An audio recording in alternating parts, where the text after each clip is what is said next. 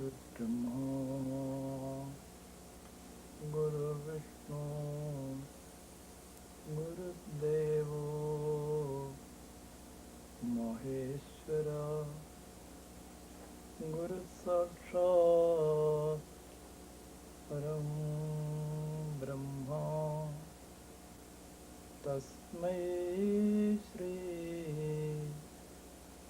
Gurave Namah. Om Shanti Shanti Shanti.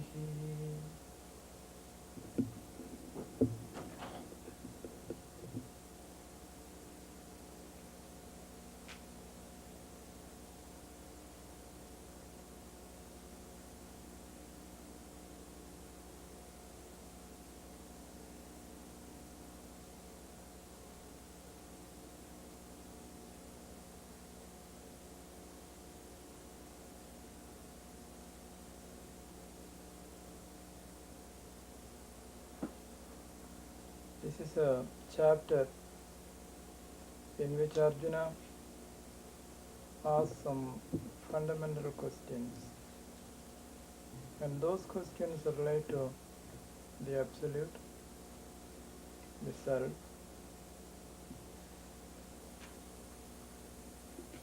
man's role here on earth,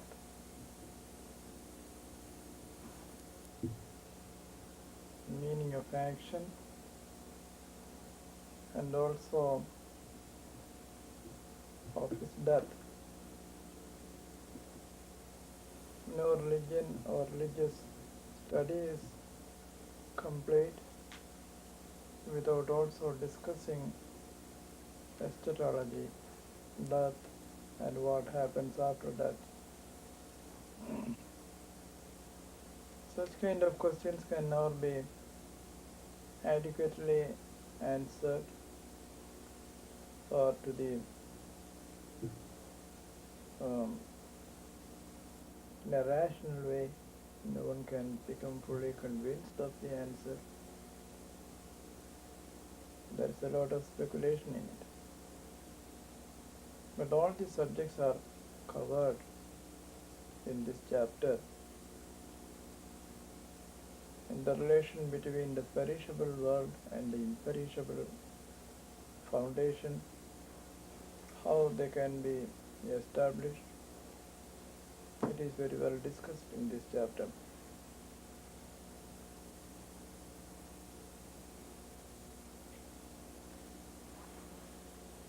Arjuna Vacha Kim Tat Brahma Kimathyatmam Kim Karma Purushottama Adibhudanja Kim Prokta Adhidevam Kimuchyade.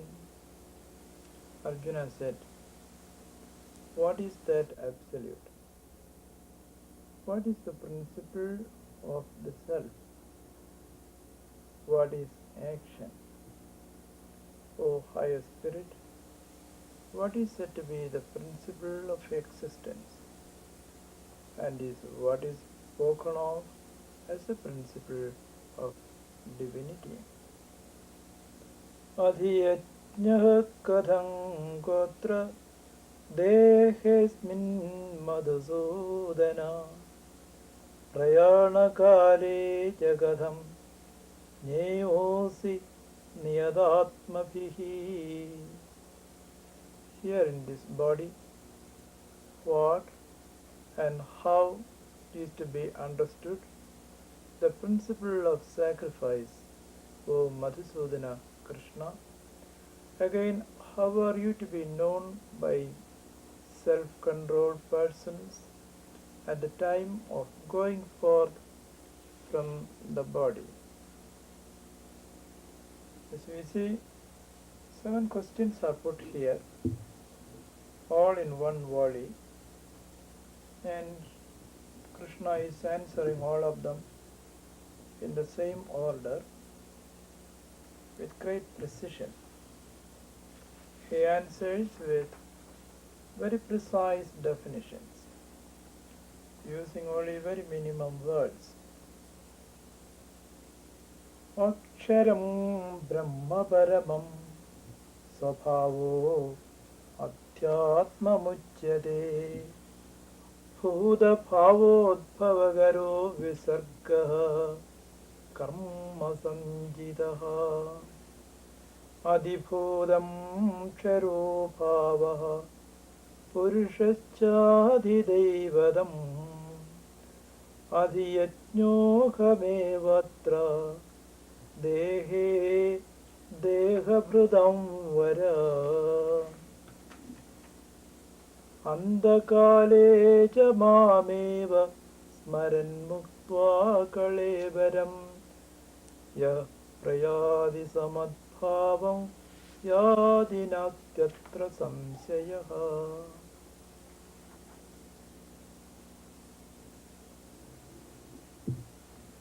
The first question is, what is the Absolute? The answer is a perennial, the Absolute, Supreme. Paramam Aksharam Brahma.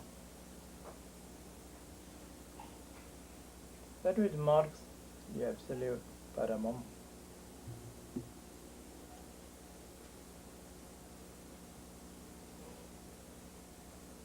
Now there are two world views.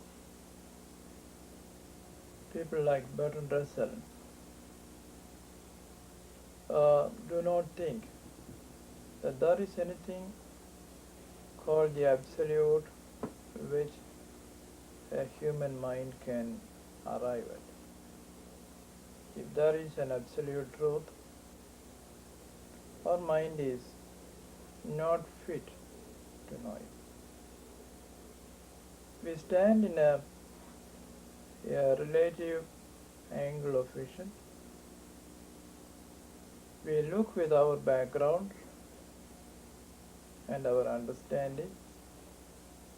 We do not understand anything which we cannot conceive, and what we conceive is conditioned by our knowledge, our presumptions, and so what we know is only one aspect, one relative aspect, a conditional aspect. By changing our position, we can get another glimpse, and then moving on from a different angle, you may get another view. By juxtaposing or piecing them together, we can go on approximating the truth, but we never reach what may be called the Absolute. This is one view. The other view is this kind of a view is based on your understanding of time and space as the only frame in which truth can be placed. If you think that there is a time-space continuum which is a primary requirement, and then truth is to be placed in it as an object, and then you look at it as a subject, then of course it is relative. But consciousness, if it is taken as a self-luminous factor, and in that self-luminous factor, time and spaces are taken only as one of the several properties of knowledge.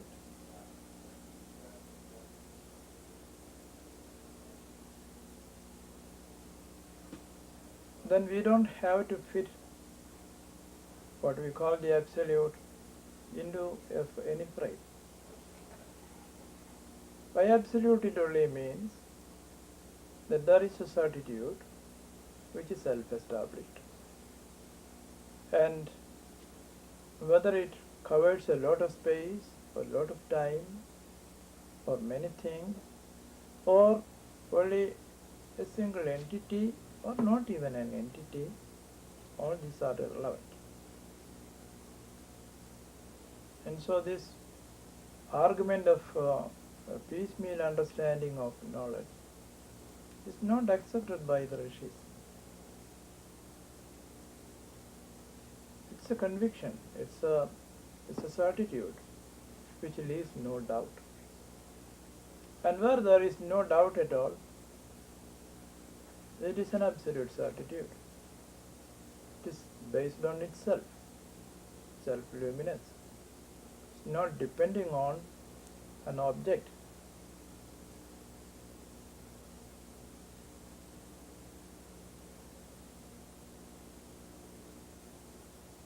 And so, absolute knowledge is possible.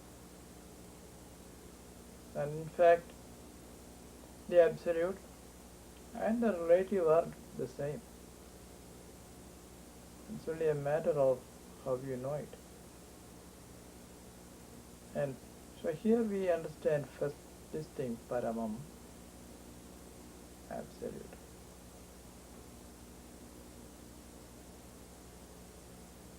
Because when you don't have an alternative to it,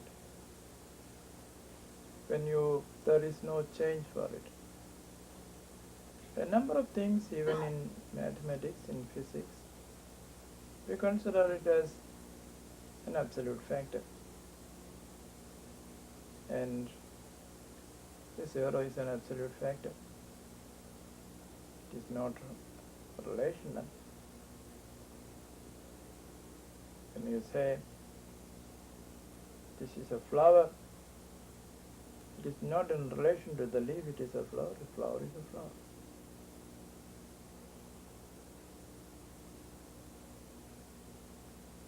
And so this is the first word. And the second is perennial. Does perennial mean that it continues in time or continues in space? Need not be. When Keats says a thing of beauty is a joy forever, it's a joy today to see something beautiful. It will be a joy after a million years for someone. And it was so in ancient days. So the quality, he said the quality of beauty is a joy forever. And that is perennial. So what is true of today, if they were true of the rishis thousands of years ago, and it can stand on its own feet after so many years, then it is perennial. So not that it should never disappear from somebody's observation and then reappear. So they fix the meaning of the word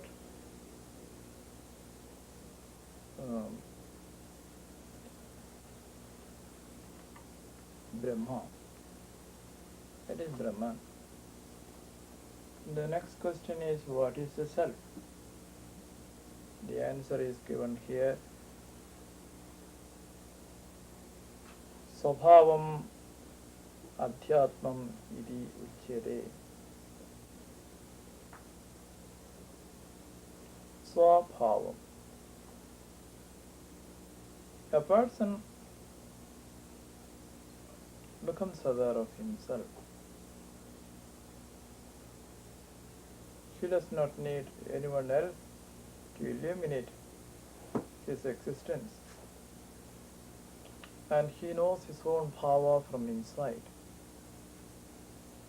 And of course, powers can change, but even when it changes, it is within the realm of his own consciousness. That which illuminates one's own consciousness. Here it is more an individual factor, a personal factor. So Brahman has also the quality of certitude. Here it is a certitude from within, which you know from within as belonging to you, as your bhava, swabhava. Then what is action? Action is a very beautiful definition is given here. Bhuda bhavo bhavakaraha visargaha karma samjidaha.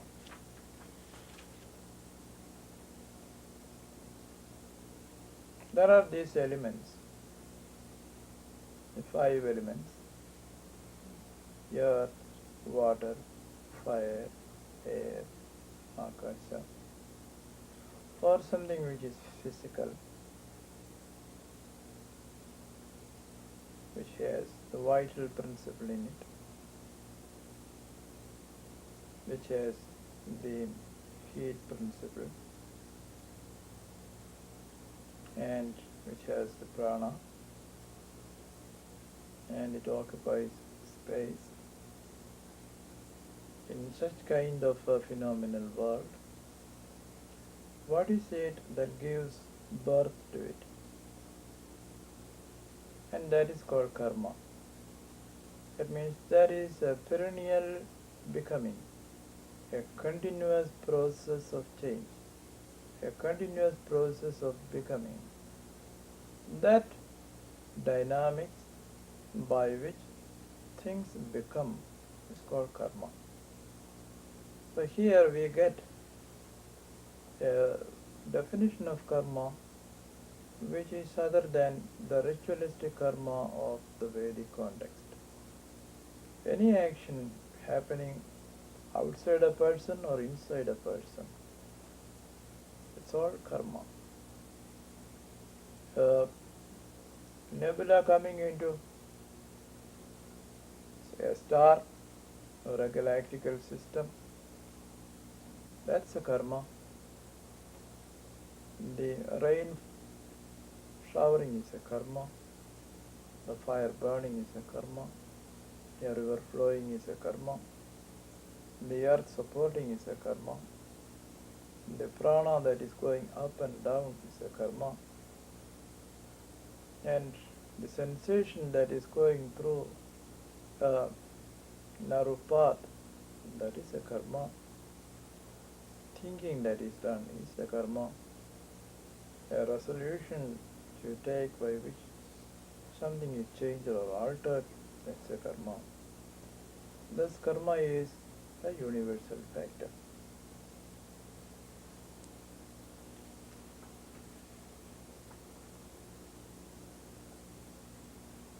The next question is, what is the principle of existence?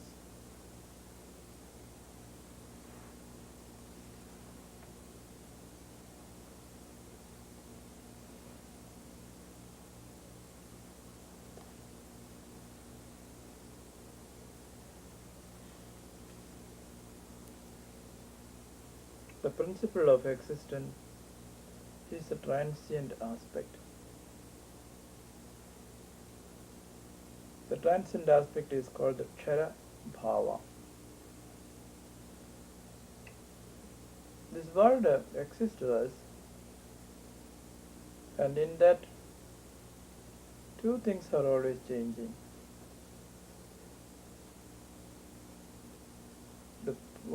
The person who perceives is always changing, and the world that is perceived is also changing. The change affects both the subject and the object. Thus there is a homogeneous principle of change to which the perceiver and the perceived both belong. And that is the lakshana of this world which exists to us.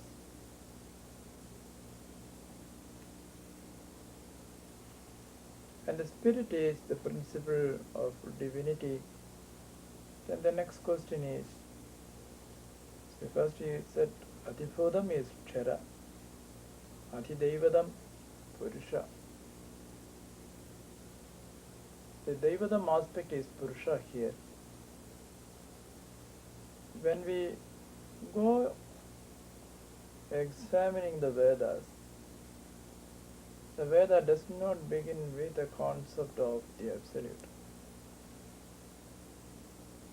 For instance, Rigveda, when you begin it, it only begins by speaking about Agni. Then slowly we come to divinities like Varuna, Mitra, then the different Adityas, such as the Pushan, Surya. Finally we come to Vishnu. The idea of Purusha comes, so the idea of one Godhead to which all the gods belong, come almost to the end of the Rigveda. You can see it is coming like an evolution of God. From all this idea of divinities, a common spirit, the idea of a common spirit comes. But that common spirit is then not called Purusha. Only much after, when you come to the 10th mandala, it's called the Purusha. It's a Purusha Sukta. And usually a book like that should begin with the Genesis. For instance, in the Old Testament it begins with the Genesis. But the Genesis of Rigveda comes in the 10th mandala. And there the idea of the Supreme Purusha comes. And that Purusha is again different from the Purusha that is conceived by Kapila in Sankhya Darshana. In Sankhya Darshana, Purusha is not at all a divinity. She does not ask you to worship Purusha, and by worshipping Purusha you get nothing. In the Sankhya, you have to understand. It's a matter of contemplating and knowing, not worshipping. The very idea of worship is foreign to Kapila Sankhya. That the Purusha who is described in the Purusha Sukta is already a glorified divinity. And afterwards, that becomes the basis for the Vedic and the Vedantic concept of a Supreme Ishvara who can be on one side the Brahman and on the other side our Atman. Thus the idea of a Jiveshwara Aikyam or a Brahma Atma Aikyam or the Aikyam of a person with Ishvara, Jiveshwara Aikyam, that comes only much later. And in Bhagavad Gita that aspect is extolled, accepted.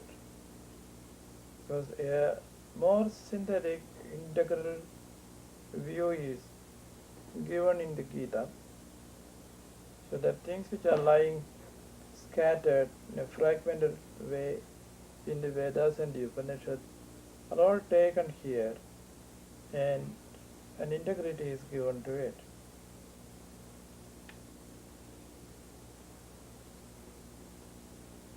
Then comes the question of sacrifice.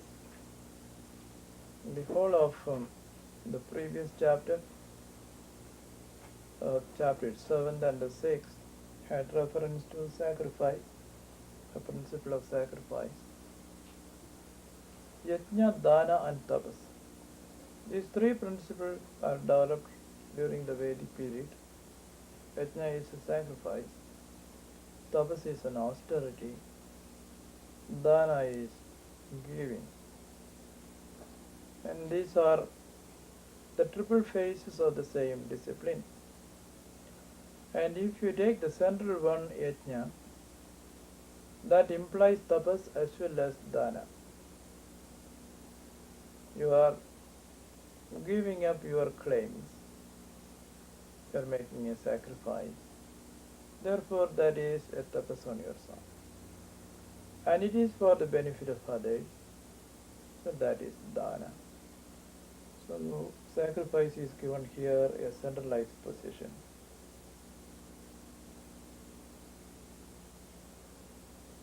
And who receives that sacrifice? It was said earlier, the fire of sacrifice is the absolute. The sacrifice is the absolute. The one who sacrifices is the absolute. The oblation that is poured into the fire is the absolute. And the resultant good that comes from it, that's also the absolute.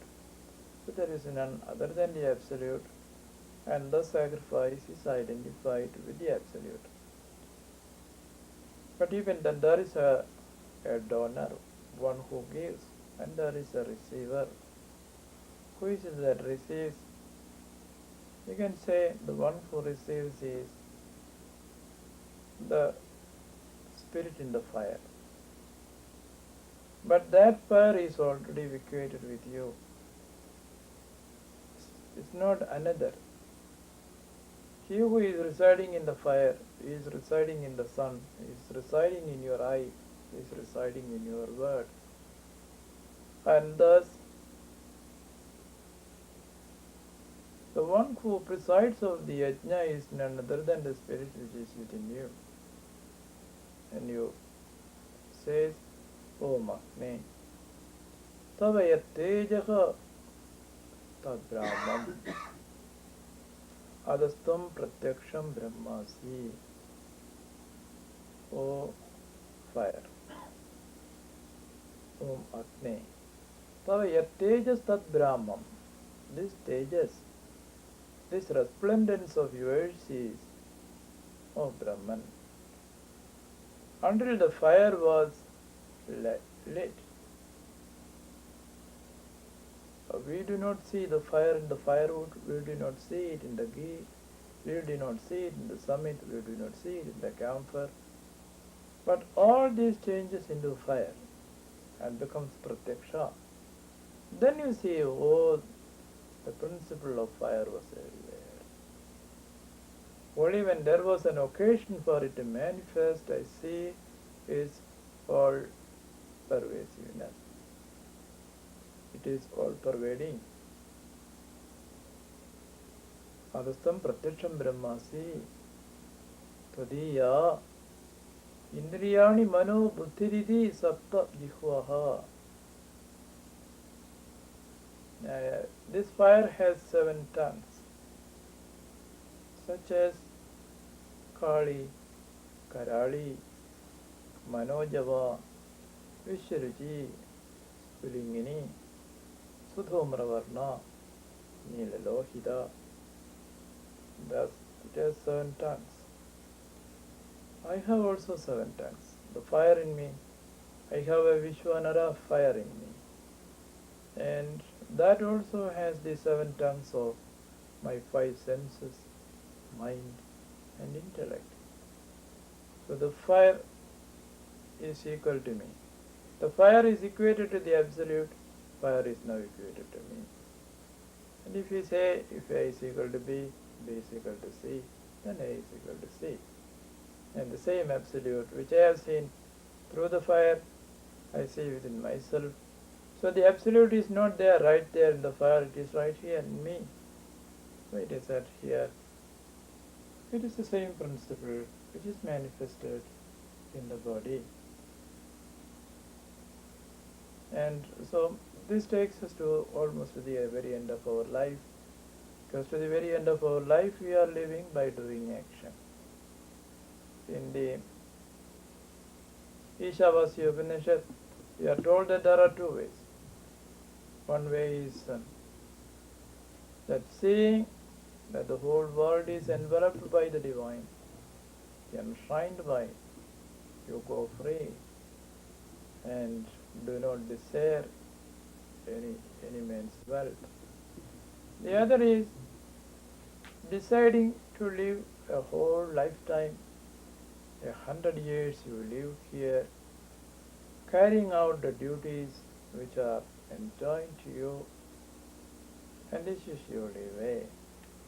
And there also a day comes, after doing such kind of duties, the years run out, and then this man says,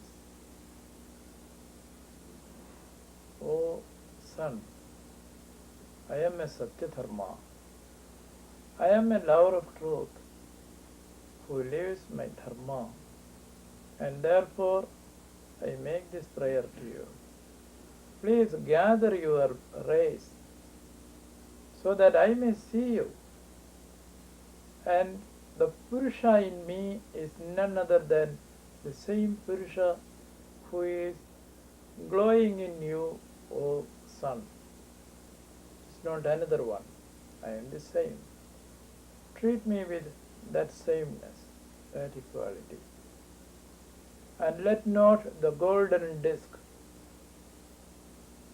cover the face of truth. Remove it so that I may see." And at the last moment he says, "I cannot do anything further now. So I make a request to you.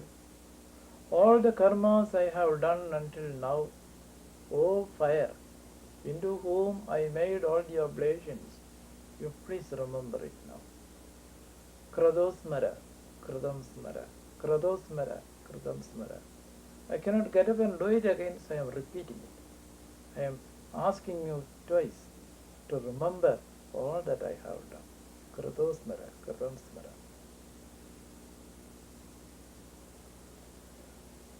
Adhiyajñohamevatra dehe dehabhrudam vara. So that is the time when the body is to be left. Antakale cha mahameva smaran muktva kalehibaram yaprayadi samadbhavam yadinastyatra samsayah. And he who at the time of death, thinking of me alone, leaves the body and goes forth, reaches my being.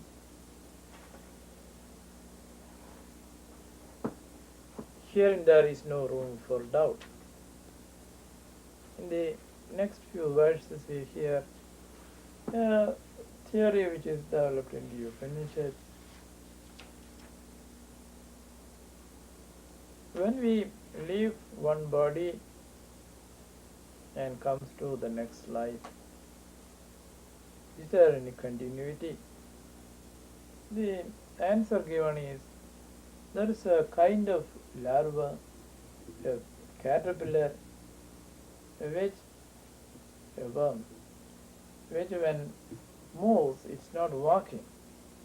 Where its head is, it drags and brings the hind part of it. And so if where the head is, from there its next path begins. And so after coming here, then it stretches itself. It goes like that and puts the next. That is already it brings the next life. And from there, where it was, it starts. So if you think of me, from there it starts. Or you come to me. Yam yam vabhismaran bhavam tejatyante kalebaram tam tamevaidi kaunteya sada tadbhava bhavidaha. Whatever manifested aspect a man might think of after death, when he leaves the body, that, O son of Kundi, he reaches. The thoughts always conform to the particular life expression. And this is something which you cannot confirm or deny, because we do not know.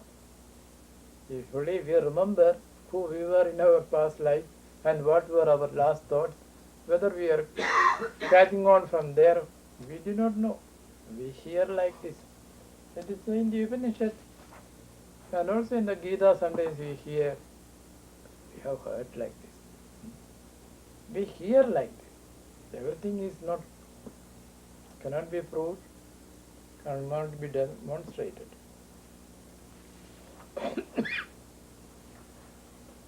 Tasmad sarveshu kaleshu मामनुस्मरयुध्य च मयि अर्पितमनो बुद्धिर्महमेवैष्यस्य संशयः. Therefore, at all times remember me and fight. When your mind and intelligence are surrendered to me, you shall come to me, have no doubt. This is a seemingly very difficult thing, but it is not at all difficult. If your life promptings are directed by a certain dedication, an absolute dedication, then you are always mindful of that dedication. You are mindful of that higher value which is moving. And incidentally what you are doing, almost like a reflex action, you do that. You may be doing 100 things a day, all in conformity with that one dedication. And the specific significance of that is only incidental. And thus, meditation when you say is sitting with our legs crossed, eyes closed, and concentrating somewhere. Now you are not concentrating somewhere, but you are concentrated. You have found a center in your dedication, in your absolute call. A person's call may be to express beauty. Another call may be to look after the welfare of his country. And for still another, it may be propounding wisdom. And for still another, it is just going on healing people. So if from one patient he goes to another patient. A teacher goes from one student to another student. A farmer goes from one crop to another crop. A trader goes from one commodity to another commodity. There is something to which he has dedicated himself. And when you give to that an absolutist quality, all the other things becomes of a relative significance within that frame of reference. So it's not difficult to think of, to meditate on the absolute and also fight. Fight not for us. There is no need for Johnny or me or you to fight, because we are not Arjunas, we are not in the battlefield. We do what we are already doing, but our dedication can be of the same nature.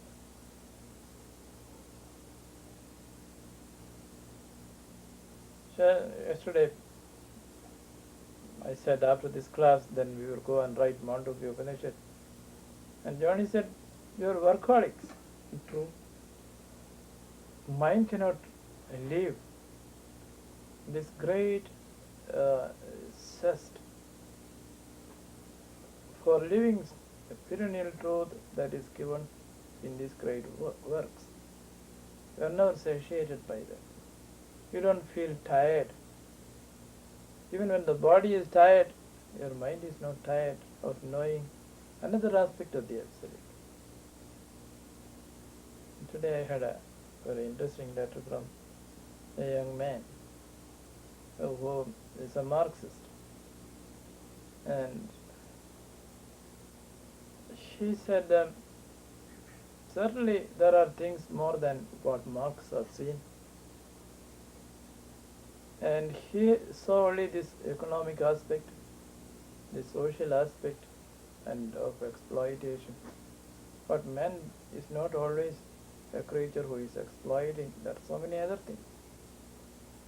And there is certainly something which belongs to our dreams, which belongs to subtle consciousness.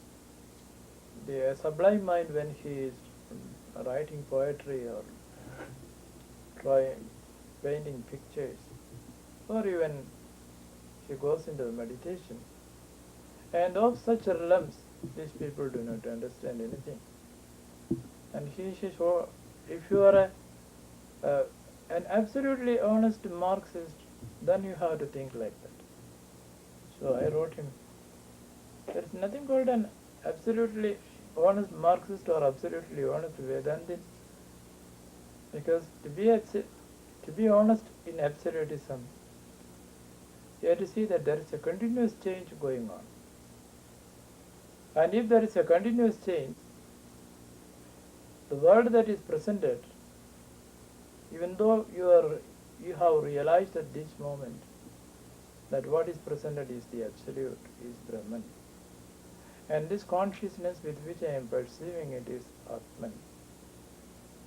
Like in a kaleidoscope, the next moment the situation has changed. The quality of the next moment is different. And the phenomena presented in the next moment is different. And so you require a new attitude, a new meditation, a new contemplation to cut through the maya of that moment, the next moment. By resolving the phenomenality of one moment, you have not resolved the phenomenality of the next moment. Maya is so clever. It is capable of presenting an entirely intriguing new way, which you had not thought of in the previous moment. So it's a continuous challenge, and you have to have a continuous realization. Not that you have realized and then it becomes a static thing forever. No. It's not static. Until these three things remain, the experience of the sthula, the experience of the sushma, and a causal consciousness that is operating, you will continue to see a phenomenal world and a subject itself.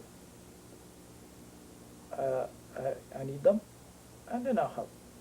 This idam and aham, they go on intertwining and creating new situations moment to moment.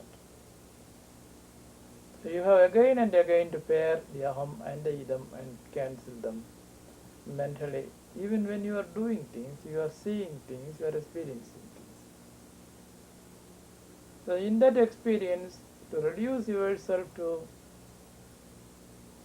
not the man who is seeing or not the thing that is seeing, the drik and the drashta. No, the drishya and the drashta, the drik and the drishya. They are to be brought into one again and again and again. That is the abhyasa.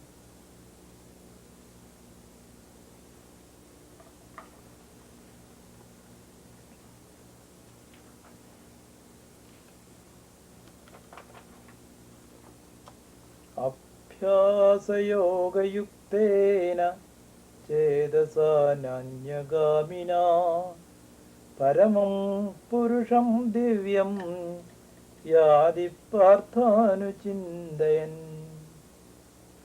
Meditating with the mind engaged in the yoga, involving positive effort, undistracted by anything else, he goes to the Supreme Divine Person, O Partha Arjuna.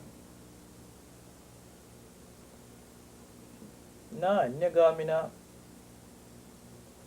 mind goes into something else, and it is to be retrieved.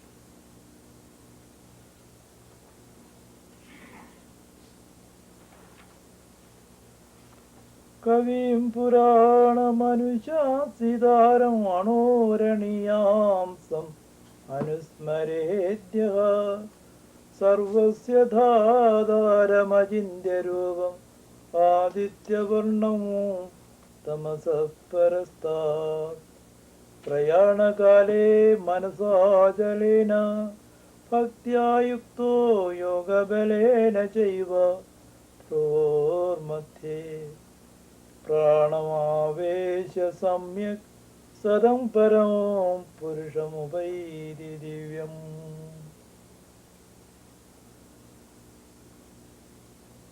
Here he changed the meter. because of the rhapsody that comes there. It becomes very ecstatic. Kavim Puranamanushasidaram Anuraniyam Samanusmaredya Sarvasya Dhadaramajindya Rupam Aditya Varnam Tamasa Parastat Prayanakale Manasa Jalena Bhaktya Yukto Yoga Balena Jaiva Prur Madhe Pranamavesha Samyak Sadam Param Purusham Vaidi Divyam.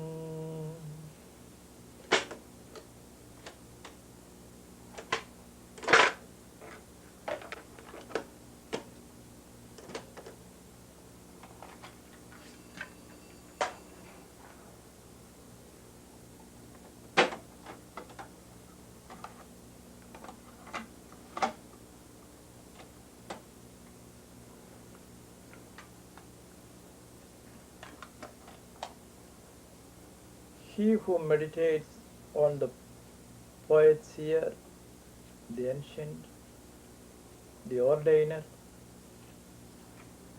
minuter than the atom, the dispenser of all, the unthinkable nature, sun-colored, beyond the darkness, who meditates at a time of departure with a steady mind, possessed of devotion as also of the strength that comes from yoga, well fixing the life breath between the eyebrows, he reaches at supreme divine person.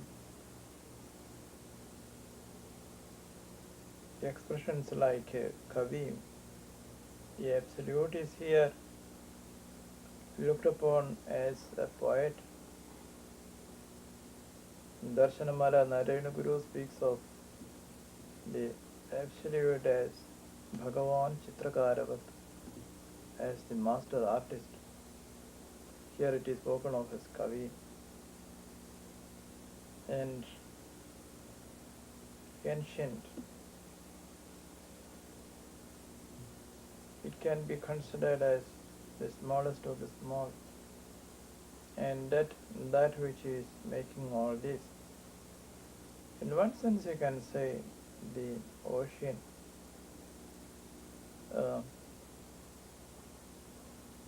The ocean is real, and the moving water particles in it are inseparable. In another way you can say the ocean is a phenomena made up of all the millions of molecules or the millions of particles, where the particle is real, and what comes from the composition of the particle is only a phenomena. Similarly, the universe, when you analyze, you can say this anu raniyam, it is just a particle. But millions of particles, when they move around, it appear like this. In Gaudapada Karika, Gaudapada says, when a person takes a fire faggot or a fire stick and goes on moving into shape like that of an 8 or a figure of 8, it looks like a fire circle or a fire loop. But actually there is only a little spark which is there, shining, and by the movement it appears like that. I've been reading of probably some of you know, a physicist who spoke that there is only one particle in the whole world. He was given a Nobel Prize for that. It's not many particles, only one particle. So it's one particle which makes all the particles. And so also now Robert Oppenheimer and others say, if you ask about the movement of a particle, you can say it does not move. You cannot don't say it does move. So which is true? Both are true. Suppose the particle is moving at the same time with a great speed here and it also shows up here, then you think there are two particles. And thus, ever so many uh, things can be created with just one phenomenon, as a one principle.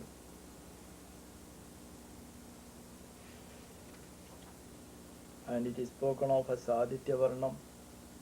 What is Aditya Varnam?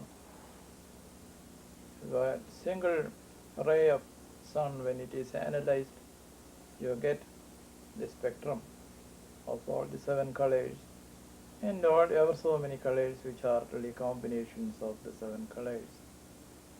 And thus you can say, what is this world other than the light that we see?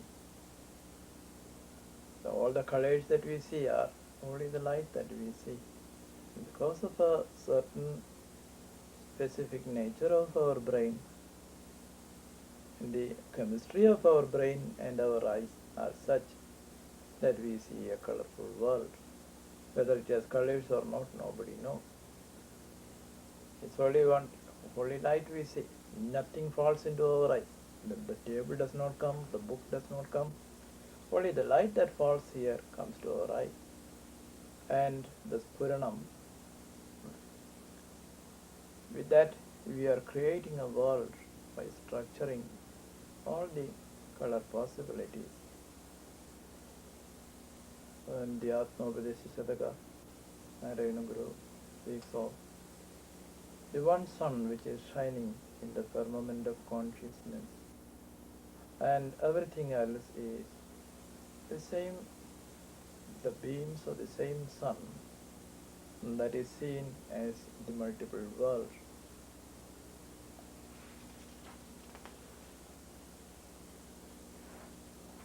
And then the words like Bhaktya Yukto Yoga Balena Chaiva.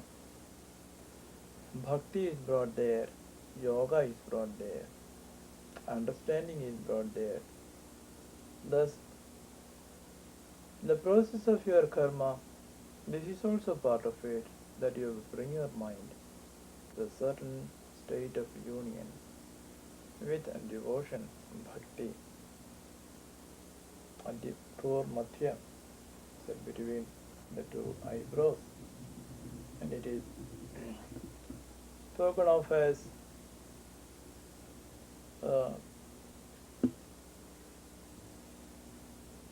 there you see just everything epitomized in one Om or one light.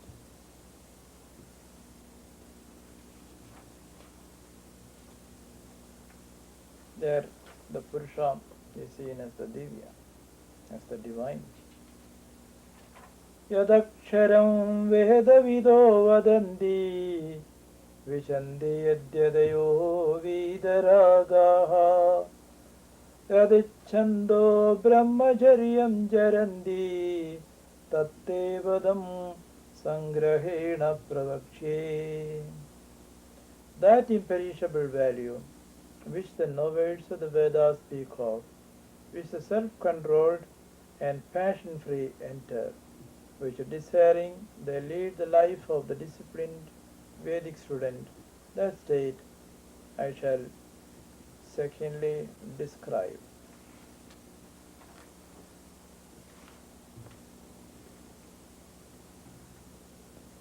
Sarvadvarani samyamya mano hridi nirithya ca मूर्धन्याध्यायात्मन प्राणमास्तिदो योगधारणम् ओमित्येकाक्षरं ब्रह्म व्याहरन् माम् अनुस्मरन् यः प्रयादित्यजन् देहं स याति परमां गतिम्. So again it's saying, whichever person, sarvadvarani, all the dwaras, all the entrance into your system, samyamya, after closing it, manaha hrdi niruddhya, keeping the mind in the heart, stopping the function of the mind in the heart. Atmanaha pranam murthani adhaya, bringing the prana to the murtha. Yogadharanam astidaha, by becoming a yogi, say by establishing himself in a yogi. Brahma omiti ekaksharam vyaharan. Then we meditate on Brahman as Om. Mam anusmarancha, and also think of me. Deham tyajan prayadi saha parangatim yati. So in that state, if you leave your body, you reach the Supreme, the Parama Gati.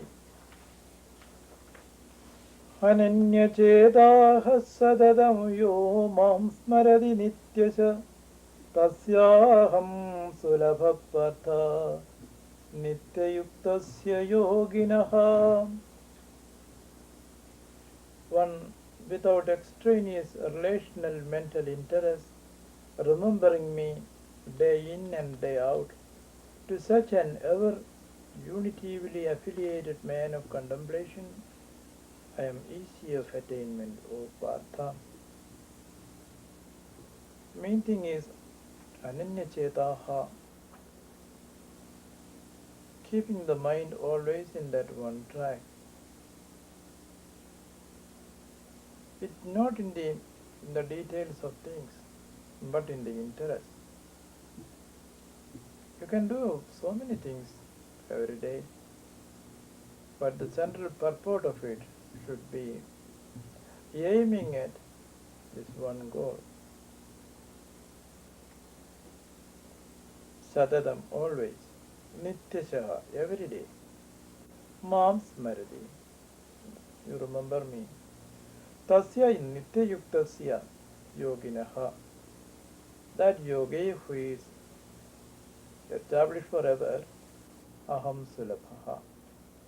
Aham here is, as you have already mentioned, when you say aham brahmasmi, that aham, where there is no difference between you and the Absolute.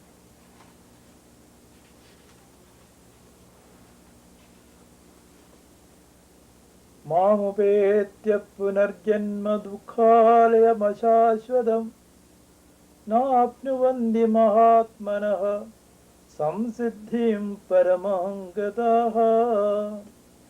Having attained me, they do not return to this transitory abode of suffering, they having reached the highest attainment. So this world is called a world of suffering, dukkha, sarvam dukkham, Buddha says. Here something quite close to it is said by saying dukkhalayam ashashvatam. Two adjectives are given. One is that this is a world, this is a home of misery, ashashvatam, and it is not eternal.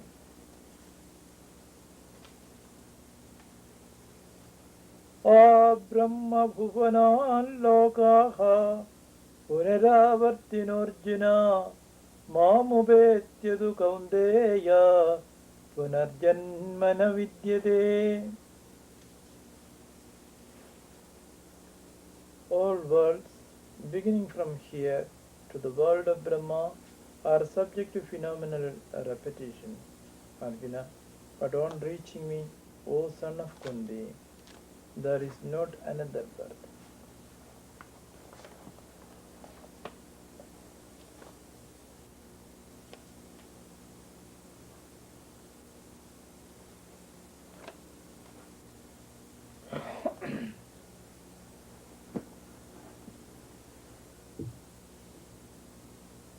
It's almost a wonder that in ancient days, when we had no access to the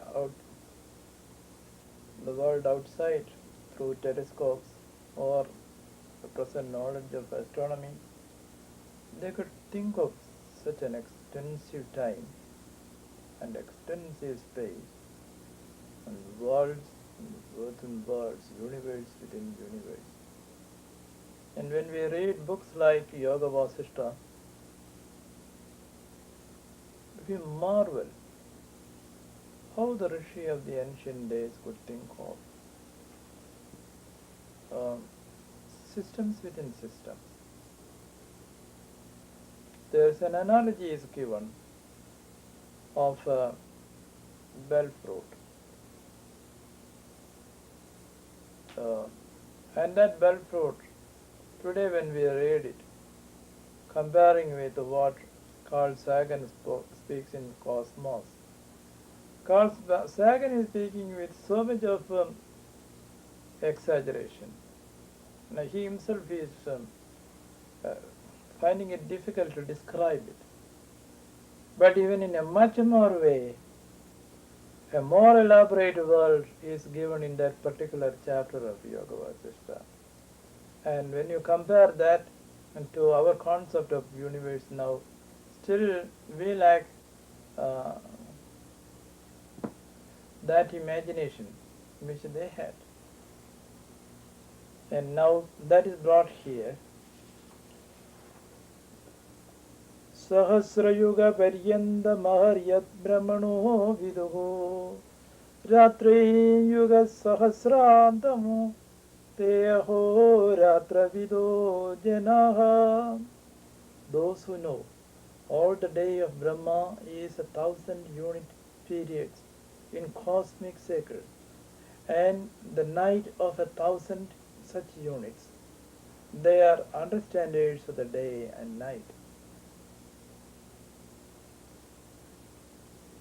A Sahasra Yuga, the Yuga itself is considered to be a long period of time. And Sahasra Yugas that make only one Brahma. Ahos and Ratri, the day and the night of Brahma.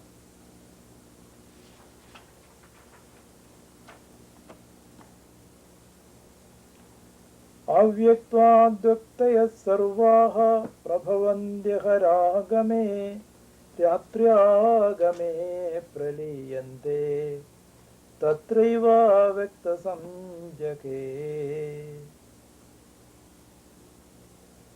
From the unmanifested, all the manifested proceed at the coming of day. At the coming of night, they merge in that same named the unmanifested. So the day and night of Brahma, if they are taken as two sides like here, when the new creation comes, or when the the dawn of the new cycle comes, life springs up. I see from the winter days, when you come to the spring, how everything opens up. Birds start flying from their nest, flowers bloom. Again, when the night goes, the birds go to roost, and the flower folds up, and it remains only till next day. So it is a continuous process which is repeated. This we can speak cosmologically as well as psychologically. Psychologically, two kinds of going in. One is, or you can say three kinds. One is, even when our wakeful consciousness is going on, as soon as our interest changes from one thing to other thing, and what occupies this moment our mind, that goes into a depth. That goes into our memory fold, and we do not see it. Only when the same thing is revived, it comes back. One day. Another is, you have lived today, and you have gone into sleep, and then you come out of it again next day. In the deep sleep, this world has disappeared, everything disappeared, you had no name, and you have no relationship with anyone. But again, when you wake up in the next day, all the relationships are re-established, all the world has come back. Another is, you die and you go, and then you come back. Of this we do not know, but we presume that it must also be like that. भूतग्रामः स एवायं भूत्वा भूत्वा प्रलीयते रात्र्यागमे वशः Partha प्रभवत्यहरागमे. This very same aggregate of beings coming into existence again and again merges, subject to necessity at the onset of night, O Partha Arjuna, and comes into being at the coming of day.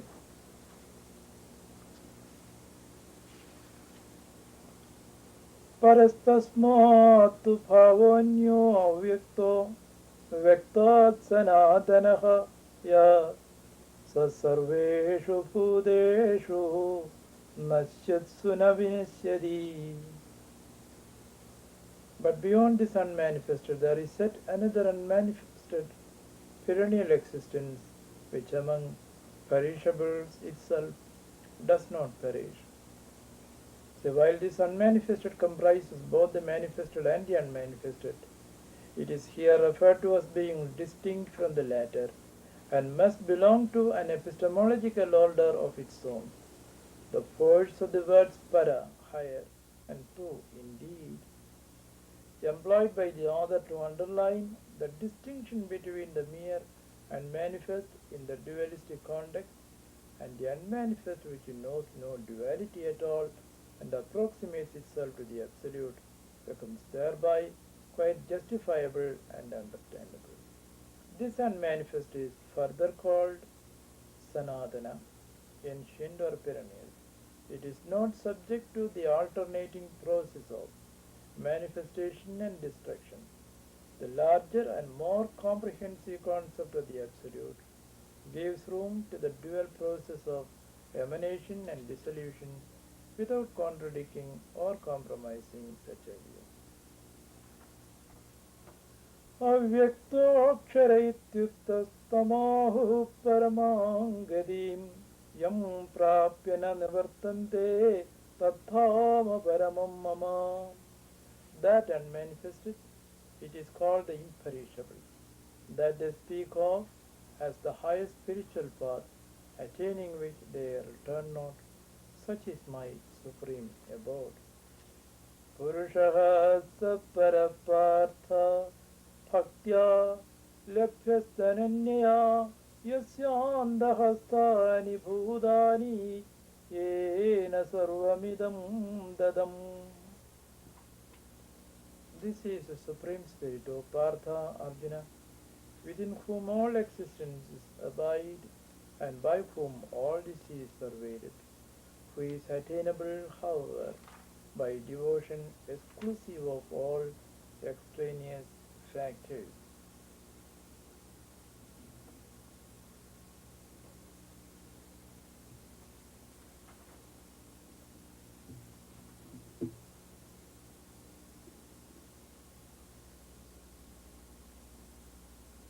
यत्र काले त्वनावृत्तिमावृत्तिं चैव योगिनः प्रयादायान्दिदं कालं वक्ष्यामि भरतर्षभा.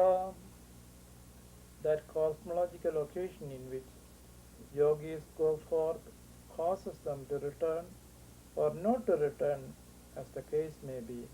The temporal circumstance I am going to tell you, O chief of Bharatas. Now, a little aspect of eschatology is going to be given here.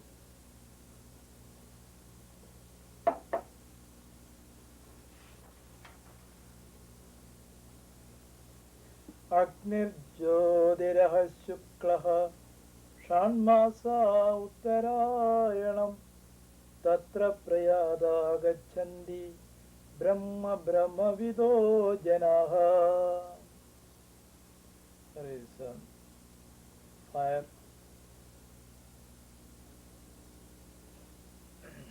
Agni, and the bright half of the moon, and then the sun. The 6 months of the summer northern solstice going forth on that cosmological occasion, those people who can understand the absolute reach the absolute. You see that whatever was animating him has gone beyond the sun, and there is no return to it. Whereas धूमो रात्रिस्तथा कृष्णः षाण्मासा दक्षिणायनं तत्र चान्द्रमसं योगी प्राप्य न वर्तते. Smoke, night, the dark fortnight, the 6 months of the winter southern solstice, on that cosmological occasion, the yogi attaining the lunar relative light returns. It is said it goes to not actually the moon, but something corresponding to a lunar state. Because when you read in the Tibetan book of the dead, they speaks of the Chandra as a mind region, like a dream. It's into that, and from there, but it is somewhat picturesquely given in the Upanishad. It enters into a cloud, and from the cloud it goes into a wheat or a corn or a rice, and then it is eaten by someone. It goes into their semen, and from there it comes back. A whole process, some kind of a theory should be given.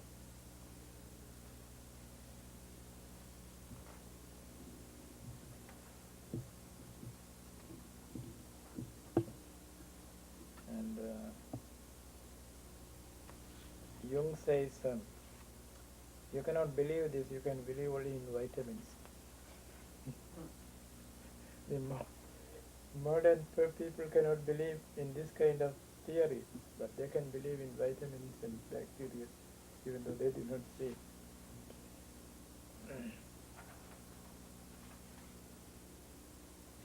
नैते श्रुति पार्थजानन् योगी मुह्यत कश्चन तस्मात् सर्वेषु कालेषु योगयुक्तो भव arjuna. Understanding the basic nature of these two paths, O Partha, one of contemplation is not confounded at all.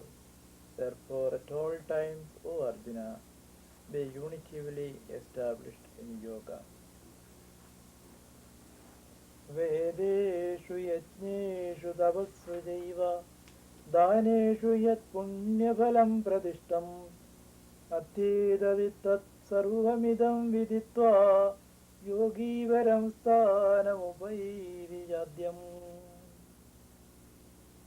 Whatever meritorious result is found implied in the Vedas, in sacrifices, austerities, and in gifts, the contemplative who is unitively established, having understood this teaching here, transcends all this and attains to the supreme primal state.